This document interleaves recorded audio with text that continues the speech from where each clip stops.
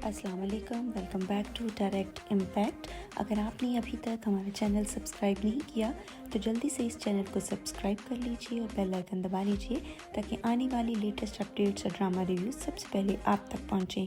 Drama serial निकाह की आज के एपिसोड में हमने देखा कि असद अपने बाप की वजह से बहुत परेशान होता है। ज़ाहिरी तौर पे उसकी बीवी शो तो करती है उसके पास आके कि उसको उसकी बहुत फ़िक्र है और पूछती है कि तुम क्यों परेशान हो, लेकिन वो बताता है कि मैं अपने बाप की वजह से परेशान हूँ। तो कोई खातर ख्वाह वो उसका हौसला नहीं बंधाती, बस वैसे ही उसके पास बैठी रहती है, इधर उधर की बातें करती रहती है कि शादी कर देनी चाहिए, दिस एंड दैट। और फिर जब नेक्स्ट डे वो उसको अपने ससुर को मेडिसिन दे रही होती है तो उसको कुछ समझ नहीं आ रही होती। ऊपर से नौकरानी आके कहती है कि आपकी बेटी रो रही है, तो फ़ौरन पैनिक कर जाती है और उठ के चली जाती है। तो जावेद साहब फिर अपनी बहन से कहते हैं, देख लिया आपने कि मेरे लिए किसी के पास टाइम नहीं है, हर वक्त झूठी मसरूफियतें शो करती रहती हैं दोनों बहुएं और बेटे ऑफिस का बहाना बनाते रहते हैं।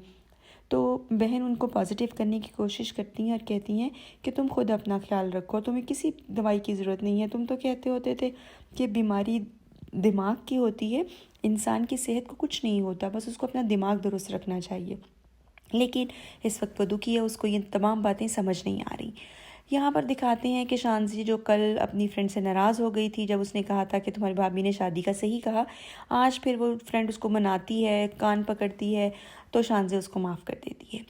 यहाँ पे दिखाते हैं कि उसके अब्बा को रात को खांसी उठती है तो वो फ़ौरन भाग कर आती है, अपने अब्बा को देखती है तो पीछे ही छोटी बहू और फूफी भी आ जाती हैं। छोटी बहू को यहाँ चक्कर आने लगते हैं तो फ़ौरन शांजे पकड़ के उसको ले जाती है रूम में। और फिर फूफो कहती हैं कि इसके हस्बैंड को कॉल करो, इसको आके डॉक्टर के पास लेके जाए। इतनी देर में जावेद साहब की तबीयत संभल जाती है, वो पानी शानी पीते हैं और ठीक हो जाते हैं।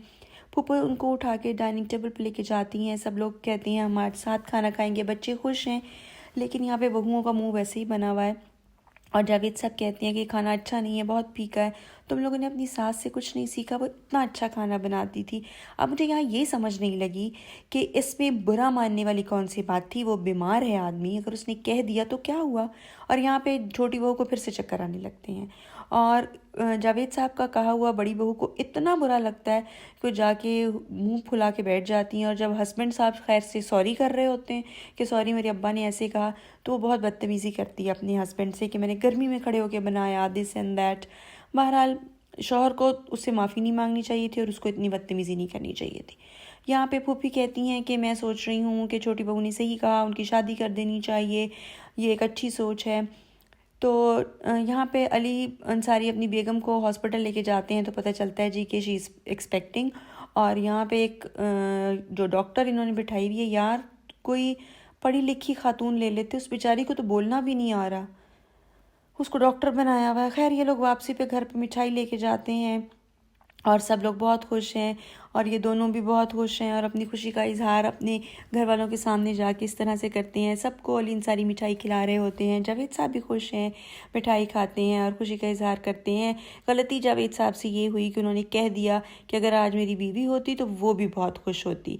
यहाँ पे फुफ्फो की ज़रा ओवर रिएक्ट कर गई, वो थोड़ी एक्टिंग गलत थी कि तुम बच्चों को क्यों नाराज़ कर रहे हो। भाई वो बंदे को कोई समझे तो सही, वो इतना ज़्यादा ग्रीव्ड है, वो दुखी है, वो क्या भंगड़े डालना शुरू कर दे उठ के, उसको थोड़ा टाइम तो दें। खैर वो कहता है हाँ मैं इसीलिए अपने कमरे से बाहर नहीं आता हूँ, मैं बाहर आता हूँ तो लोगों के दुख का बाइस बनता हूँ। बहुत हर्ट होते हैं जावेद साहब और कमरे में चले जाते हैं। और यहाँ पे अली अंसारी का इंतहाई स्टूपिड बिहेवियर था कि मुझे लगता है कि मेरे फादर खुश नहीं हैं मेरी इस खबर से। कौन सा बाप होगा जो खुश नहीं होगा। खैर फिर वो अपनी इस बददिमाग बीवी को लेके तो उसकी बर्थडे सेलिब्रेट करने के लिए जाते हैं और बीवी के लिए गिफ्ट भी लेके आते हैं। और वो यहाँ पे फिर अजीबोगरीब फजूल सी बातें कर रही है कि आपके फादर को खुशी नहीं है, दिस एंड दैट। तो बजाय उसको समझाने के उसको आगे से कहता है कि नहीं नहीं तुम ऐसा ना कहो, ये वो नखरे उठा रहा है उसके बिला वजह और कोई बात नहीं। और यहाँ फुप्पी शांजे से कहती है कि तुम मान जाओ, तुम्हारे बाप की खुशी इसी में है, वो अकेला हो गया, उसकी शादी कर देते हैं। और नेक्स्ट डे जब असद ऑफिस जाने लगता है तो फुप्पी ज़बरदस्ती जावेद साहब को उसके साथ ऑफिस भिजवाती हैं। जावेद साहब चले तो जाते हैं लेकिन बेदिली के साथ। और फिर फुप्पी शुक्र अदा करती हैं कि चलो मेरे कहने पर वो चला तो गया।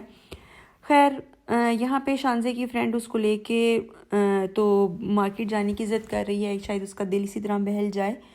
दूसरी तरफ जावेद साहब ऑफिस पहुँचते हैं तो ऑफिस का अमला बहुत अच्छा प्रोटोकॉल देता है, उनको वेलकम करता है ऑफिस में आते ही उनको अपनी बेगम की तस्वीर नज़र आती है। शानज़े शॉपिंग मॉल में जाती है। बहुत अच्छी एक्टिंग थी यहाँ पे शानज़े की, ज़बरदस्त, 100 आउट ऑफ 100। और यहाँ पे दोनों बहुएं और फूफी सोच रही हैं कि शादी कर दी जाए और रिश्ते भी देखने शुरू कर दिए हैं उन्होंने, और एक बहुत नखरे वाली ढूंढ भी ली है। बड़ी बहू ने यहाँ अक्लमंदी की बात की कि नखरे वाली नहीं, सब्र वाली ढूंढे। यहाँ पे शानज़े कहती है अपनी फ्रेंड को कि मैंने अपनी माँ की आवाज़ सुनी, मुझे कोई आवाज़ें दे रहा है। वो कहती है पागल, तुम्हें यहाँ कौन आवाज़ें देगा, ये शॉपिंग मॉल है। फ्रेंड की भी एक्टिंग बहुत अच्छी है और शानज़े की तो 100 आउट ऑफ 100 एक्टिंग थी, थम्स अप, बहुत अच्छी। फिर दिखाते हैं जी कि महरीन की खाला जो शादी पे नहीं आ सकी, अपनी नंद को लेके आ जाती हैं वहाँ पे उनके घर। और यहाँ पे जावेद साहब निकलते हैं ऑफिस से कब्रिस्तान जाने के लिए। तो जब पूछते हैं ड्राइवर से कि कब्रिस्तान का रास्ता तो नहीं है, वो कहता है साहब मुझे इजाज़त नहीं है आपको कब्रिस्तान ले जाने की, मैं घर लेके जा रहा हूँ।